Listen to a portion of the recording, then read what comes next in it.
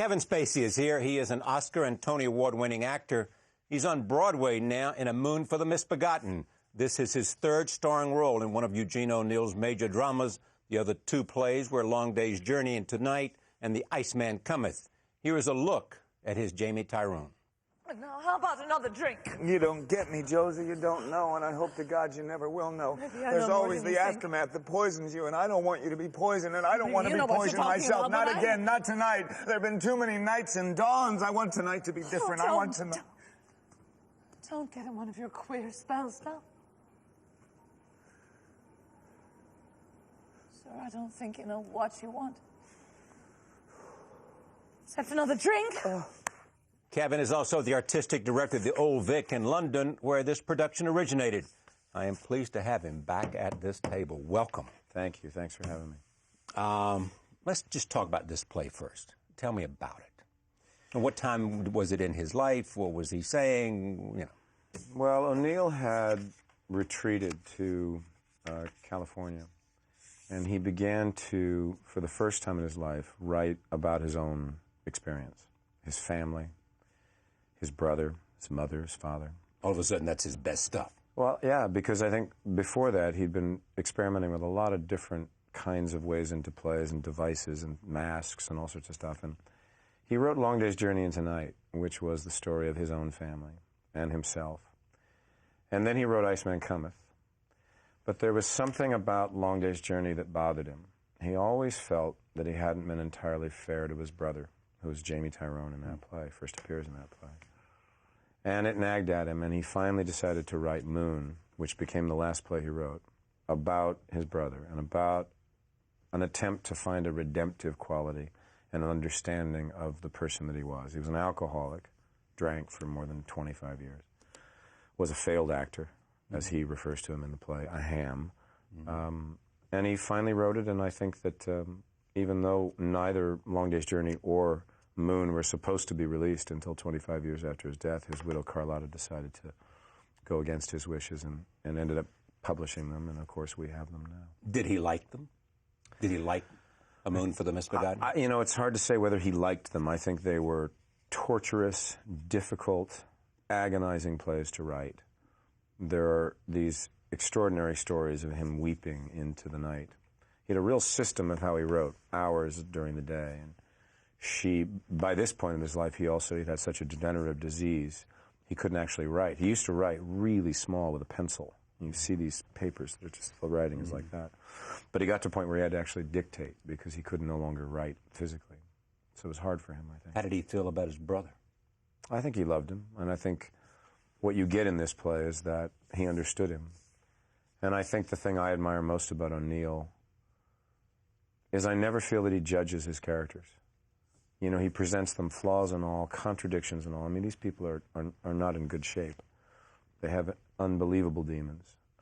Both the characters in this play, which is a love story between Jamie and a girl who works on a farm named Josie Hogan, they both have their sense of self-loathing and can't seem to find a sense that they deserve to love anyone or that anyone could love them. And in this long night, they reveal these things to each other in a way that they've never been able to anyone else. But back to him, did this bring him the recognition that he desperately wanted? I think Long Day's Journey certainly did after his death.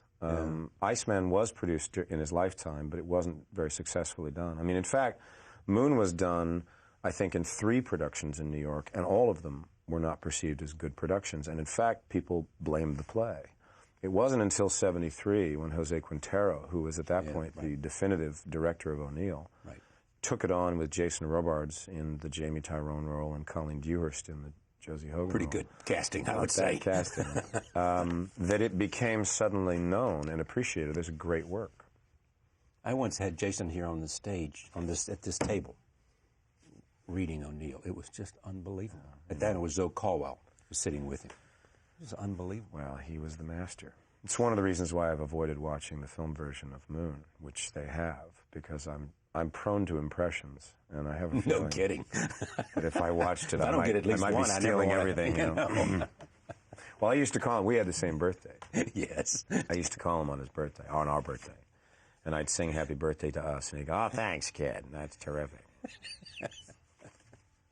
Are you going to be known, you think, as much for O'Neill as you are for anything else you do or you will do? I mean, you're doing great things with the Old Vic. You got it rolling over there.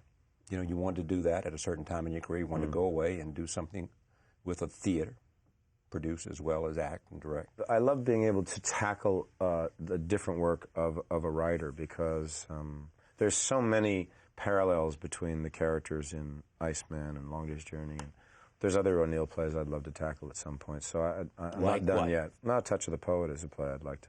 When did that come in his lifetime? That was earlier than these three. Well, all of them were earlier than these three, weren't they? Yeah. Yeah, these were the last three that he wrote. Did he think he was a great playwright? You know, I just did this documentary about Stanley Kramer. And I told this story, which is really the only way to answer this question. I was lucky enough to have met him and known him in the last years of his life. And he was in residence at the Motion Picture and Television Home in Los Angeles, and he was suffering from Alzheimer's. And I used to visit him quite often. The last time I saw him, it suddenly dawned on me that I'd never said to him what I wanted to say about his work.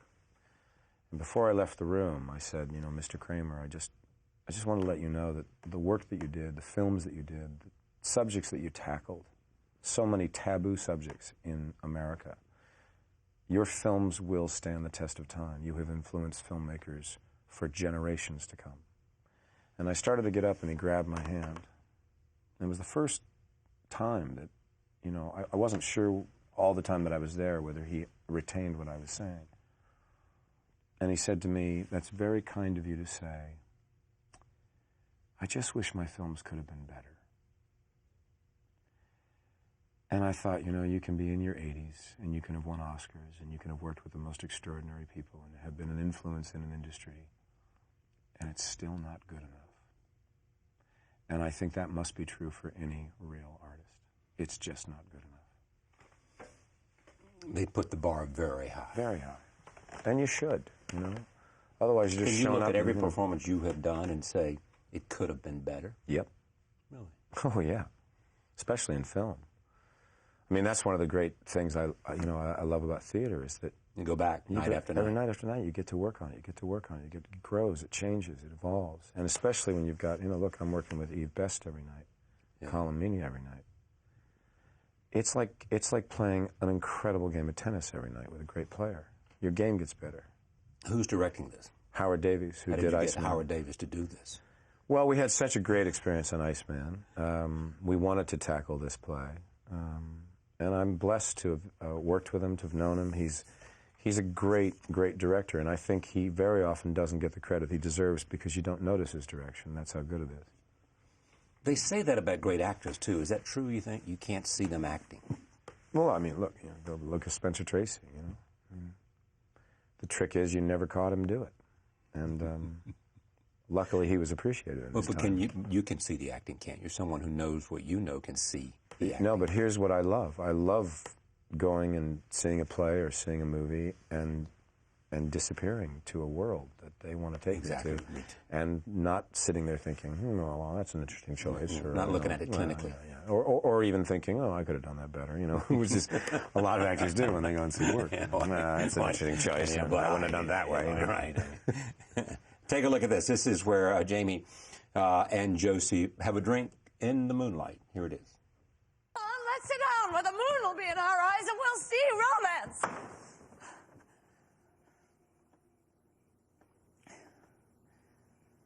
Here's hoping before the night's out you'll have more courage and kiss me. At least. That's a promise. Here's how.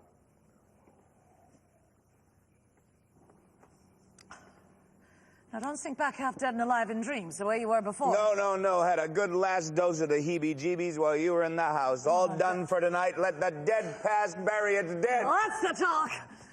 There's only tonight. And the moon. And us.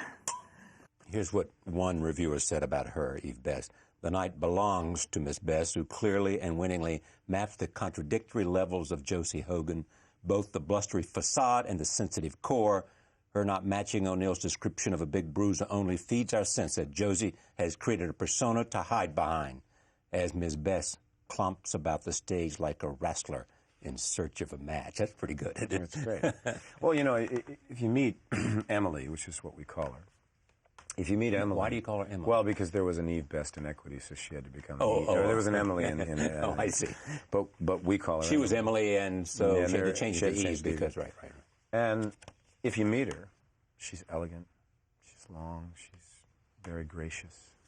And yet she's created the character of this sort of big, lumbering... Actually, the best compliment I heard about Emily was from a friend the other day who said that in the first act he thought she was incredibly tall until another actor walked on stage and was the same height. And he thought, oh, I thought she was so big, because she's playing it in such a way that although she's not the way that O'Neill describes the character, which is a freak, but neither was Colleen Dewhurst. But she's managed to convince herself that she is. That's what the character is. She convinces herself she's a big cow, and she says it enough times that she believes it. And I think everybody can relate to that. We all convince ourselves of things that we're not. When you have done this as often as you have, and when you've done O'Neill as much as you have, does it get easier? The storytelling, I mean, what was interesting about having done it at the Vic, right, and then having about 3.5 months off and then rejoining it, because we had the same cast, is that I think a play grows in the time off. Because all the things that we were working on and exploring and discovering in that last month percolated.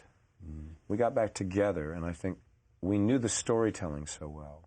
We understood our relationships so much better that we got right back on that horse, and I think the play is sharper and stronger in New York than it was even in England. I do love that aspect, that it continues to grow. It's not set in stone by any measure. Easier? Yeah. It's an emotional journey for us. People often ask, aren't you exhausted? And the truth is, I feel the opposite. I feel exhilarated by it. The reason I thought I asked the question is that, I mean, here as a playwright, you know everything about him. You have read enough about him. You've thought about him enough. So you know where he was in his life. You know everything about him. And so now you're doing this. Does it become easier? Can you approach it differently? Or in some way, are you freed to be more creative? I think I am freed. I think when I first did Long Day's Journey, I read everything I could about O'Neill. And then when I did Iceman, I didn't read anything. And I didn't read much this time around. I think but you already know it. Well, I know it, but I think that, it's in there somewhere. But I think that there's only one voice that I can listen to, and that's my director. And you've got to trust that vision and those ideas and the relationships that you have on stage. Then tell me what Howard Davies has done in your performance. Very often it is little tiny things that a director will say to you in the course of a rehearsal process or in the previews. Previews are critical for the developing of a performance, I think, because it is the first time that you're in front of an audience. You're learning what it's like to share the story. And I think that Howard has an ability to say, that's going too far. I think that there's a great thing about this part, too. The second that it starts to cross over the line into self-pity, you're dead. It's about self-loathing. It's about self-hatred. It's not someone saying, look at me, feel sorry for me. It's about someone saying, I don't deserve to be looked at all. And it was an interesting process in the first previews of where I would cross that line. Howard would have to bring me back and say, no, you're getting too emotional here. It's not right. You've got to keep it straight. Don't allow it to get sentimental. It's not about a person asking for pity. It's about a person saying, I don't deserve to be loved. But does that happen to you often? I mean, you got so many tools in your kit that directors have to, in a sense, pull you back a fair amount because you know how to do it. You know what to call on. So you need another voice that says... Oh, yeah, you need somebody, because also, I even though I try to see the whole thing, I'm not sitting out there seeing the whole thing. That's the person who is creating the arc of how the evening happens. And, it's an interesting... This has been an interesting experience because